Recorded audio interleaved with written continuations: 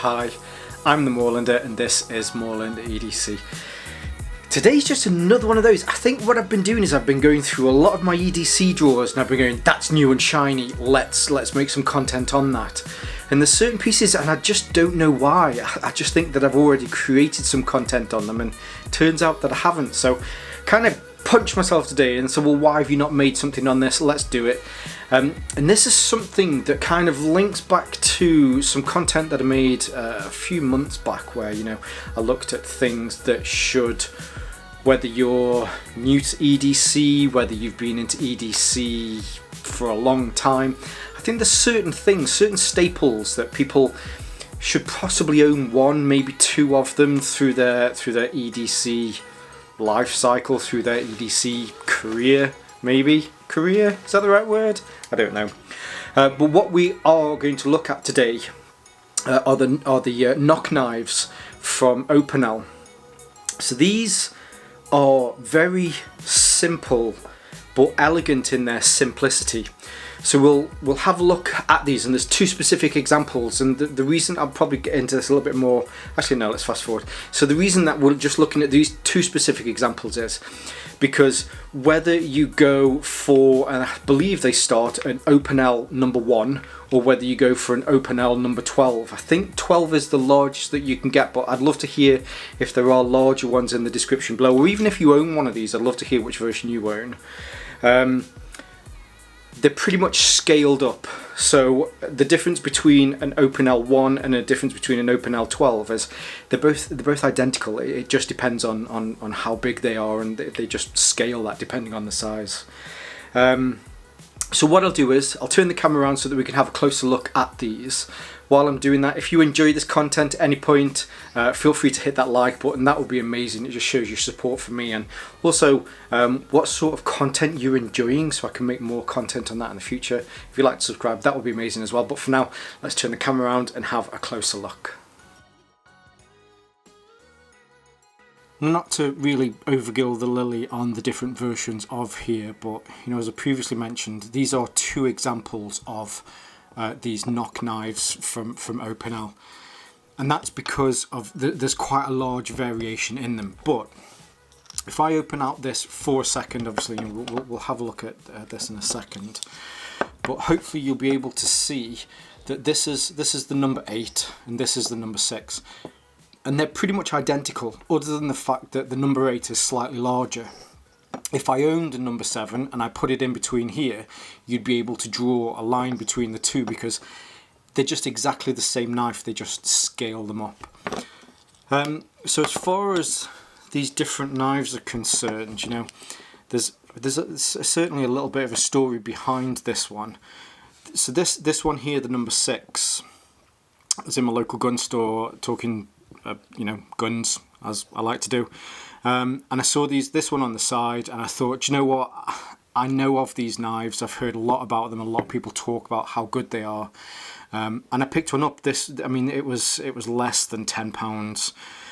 So the number 6 one that we have here, I'll go through some measurements, but again, you know, whether you're getting a number 6, a number 8, a number 1, a number 12, it will completely change the measurements. However, you'll notice that, you know, they're all roughly the same as far as they're just scaled up. So the number 6, when it's open, comes in just about 165 millimeters. When it's closed, that's roughly 95 millimeters. In inches, that's about 3.5 inches, and when it's open, it's roughly 6.5 inches. So as far as EDC wise, you know, it's a reasonably pocket friendly knife, not particularly big. Here in the UK, to carry a knife, it's important that it is no longer than 3 inches. So, but that goes along the cutting edge, so that goes across the bottom, around the belly to the tip, rather than a straight edge from the ricasso to the tip.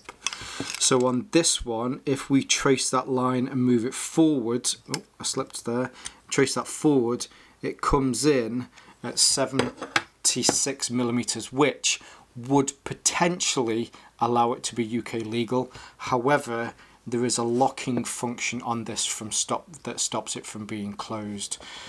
So unfortunately, these are not UK legal joints, or they're not slip joint knives. They're made in such a way to make sure that this doesn't close. The way that they do that, actually, so let's carry on. So the blade on here, there are a few different versions. This is the Inox version, which is a stainless steel. There's a little bit more, I think in the Inox versions is 10% chromium, just to make sure that there's very little wear. You still might need to, I put a little bit of oil on this every now and again. I use coconut oil, but that's fine. As you come down here, and what I'll do is I'll transfer over to this one because it's actually a little bit easier to see on this one because it's just a little bit larger. So there you have the blade, and then in here, if I turn this, no, sorry, I need to do it when it's open. Hopefully you'll be able to see. So there's actually two pieces of metal here. There is a sleeve that holds it onto the wooden handle, and then there is an additional sleeve that goes around that. So if I turn this round, hopefully in there you'll be able to see the pin that is used to keep the knife in place. And then as you turn that round, that stops the pin from being able to come out. So you've got two pieces of metal here, and then across the bottom, which is exactly the same with this one, it's just a simple wooden handle, which again has that French flair. And hopefully you might have known it if you know French knives. They tend to have this kind of swoop towards the bottom, but when it's in the hand, it actually fits really nicely in the hand. So you've got a bit of a swell there where your palm is, and then a recess for your fingers, which carries all around, and then just like a very simple swedge towards the end. And then as far as when the knife goes in, there's just a slot here that the knife folds into, which allows it to sit in place. You will see that there is a bit of a gap between where the knife, it doesn't sit flush with the ends of the scales. And that's why these are often known as a knock knife. So these knives originally, these aren't particularly wealthy knives designed for the French middle to upper class. These are, and I certainly mean this with all respect, this is a peasant's knife. This is a farmer's knife made to be very simple. And if needs be, if this breaks, then maybe a farmer might go out and they might just knock something up themselves. But the reason that it's called a knock knife is it has a thumb nick there. But if you were a farmer and your hands are dirty, or your nails aren't long enough and you can't get it, you knock it like that, and you'll be able to see that it will just come forward as long as the lock here at the end. So if I undo the lock there, knock it again, and you'll be able to see that comes out, so that you can pull on that. So where was it? So that was really the construction of the two. You'll be able to hopefully see that we do have two different versions of the wood here. I believe that this version is oak and this version is beech. This is quite an old version. Now I know I gave a little bit of a story about this one, but when my grandfather passed away last year, me and my dad and my brother, we went to his house and we helped to really kind of decide what we were going to do with the belongings and that sort of stuff. And I found this in his drawer. So this is a knife that he's owned for a really, really long time.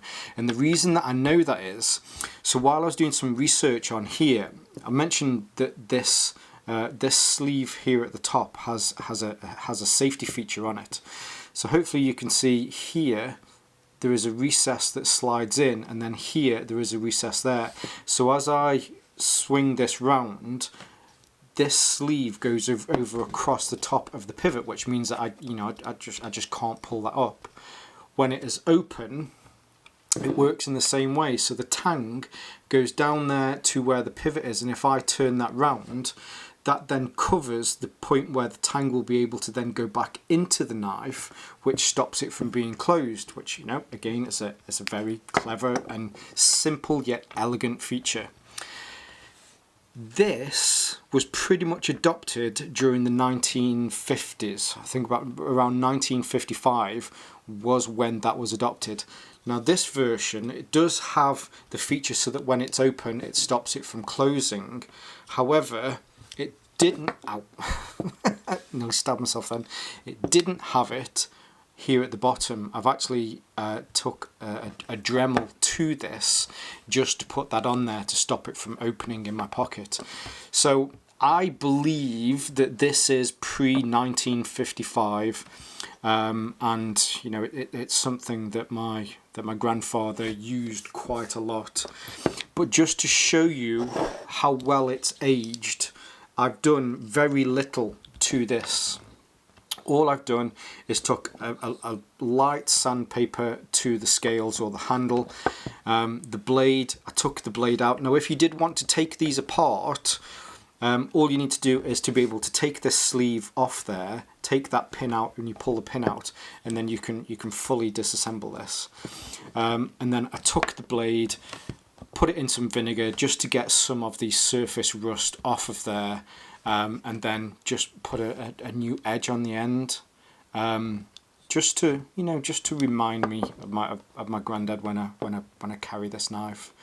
But this is the number 8. Now as far as measurements are concerned, this comes in just at roughly 190 millimeters.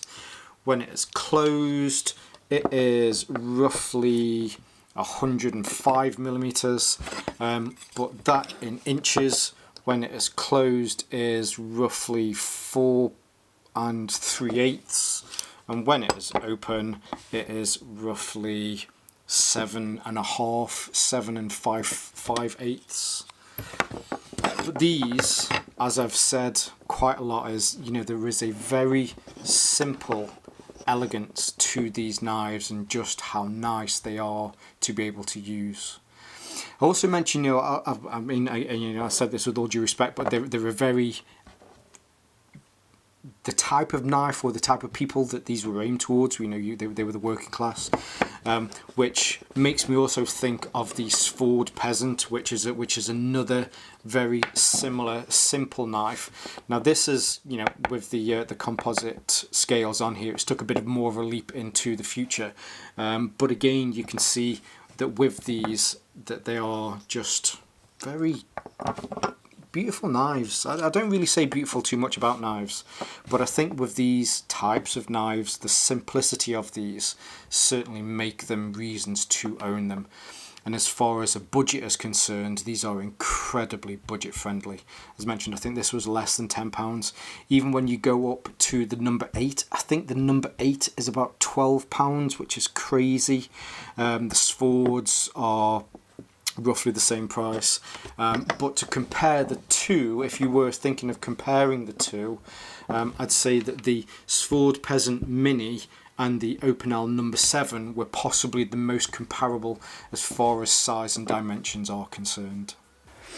Now I know at the beginning of this I mentioned their simplicity and their elegance of these knives, and I'll double down on that. These are possibly the simplest of knife that you can get. The mechanics to them are just perfect, and I think it shows a testament in the fact that just how old this is. Other than, you know, a small safety feature that they've added to this, these knives really haven't changed in over 100 years, and I hope that they don't change moving forward. I know that there have been different versions as far as maybe, you know, the wood that's been used on them. There are now kind of resin versions of them, but essentially they're still exactly the same knife. And I think it's that beautiful simplicity and that French elegance that you get from these that really do make it that staple that if you've not owned one of these, you owe it to yourself to get one, so that you've owned an Opinel at some point. I know I've already touched on this, but as far as being budget friendly, I think this number 6 was less than £10. I'm sure around the world, whatever that converts into, it's probably less than $10, or in New Zealand it's probably less than 78 New Zealand dollars. Yeah, they're very, very cheap to pick up. And I hate to use the term cheap, because as soon as you say cheap, that makes you think that it's of a lesser quality. And I think if you're concerned about the quality of one of these, then you should definitely not be concerned of that. I think probably budget friendly is definitely the correct word to use for these. Highly recommended. You may also be seeing these again in future staples of EDC content as well. I'll leave some links in the description below if you want to see more from these. I'll try and see if I can find some affiliate links. You know, it's YouTube. If you choose to use some of those affiliate links, it's to no extra cost to you guys. It just gives a small kickback to me so that I can continue to make content like this. And I'll leave some of my social media links below as well. If you don't follow me on social media, it gives you a better idea of future content and future things that I'm kind of testing out so that you can see those. Yeah, that would be awesome. My brain went off on a tangent then for a second, sorry about that. But kind of the usual YouTube thing, if you'd like or you have enjoyed this content, please feel free to hit like. If you'd love to like, subscribe, that would be amazing, and share this content. It really does help with the YouTube algorithm. And yeah, for now, stay safe, stay Moorlander, and stay EDC.